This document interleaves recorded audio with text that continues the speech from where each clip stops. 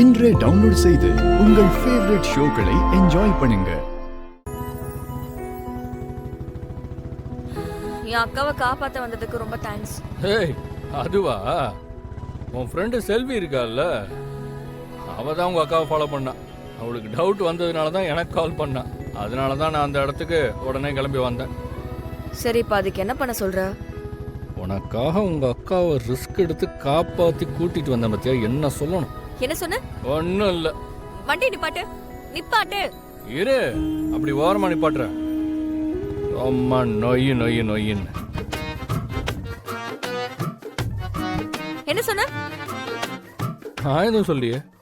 நான் என்ன சொன்னேன்? இங்க பாரு, நான் உங்க அக்கா வந்து காப்பாத்துறதுனால இதெல்லாம் நான் உனக்காக தான் பண்ணேன்னு நினைச்சுக்காத. இருக்கார்ல மிஸ்டர் பாலு, உங்க அப்பா, அவருக்காக தான் பண்ணேன். சித்ரா என்கிட்ட இந்த விஷயத்த சொன்னதும்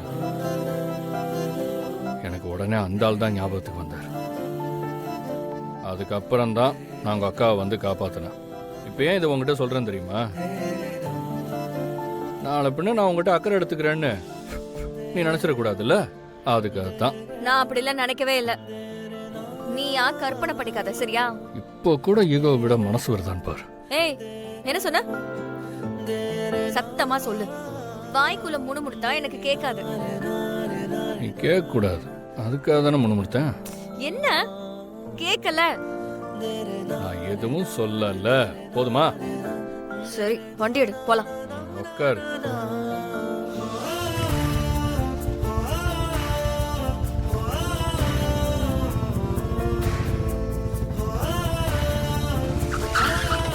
வண்டி நிப்பாட்டு.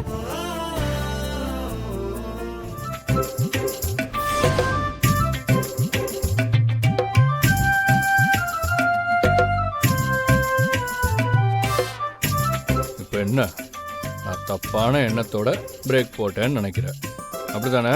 யாருக்கு தெரியும், நீ வேணுனே அந்த மாதிரி எண்ணத்துல கூட பண்ணிருக்கலாம்ல. தெரியாதனமா அங்க பிரேக் போட்டேன். அதுக்கு என்ன நானே அடிச்சுக்கணும். பிரேக் போடுவியா? இனிமே பிரேக் போடுவியா? என்ன அடிக்கணும்? என்ன? போதும், நம்பிட்டேன். லேட் ஆயிட்டு இருக்கு, வண்டி எடு, போலாம். இவ்வளோ அடிச்சதுக்கு அப்புறம் கூட ஒரு மனிதாபிமானத்துக்காவது உனக்கு வலிக்கும்னு சொல்றாளான்னு பாரு. கல்லஞ்சக்காரி.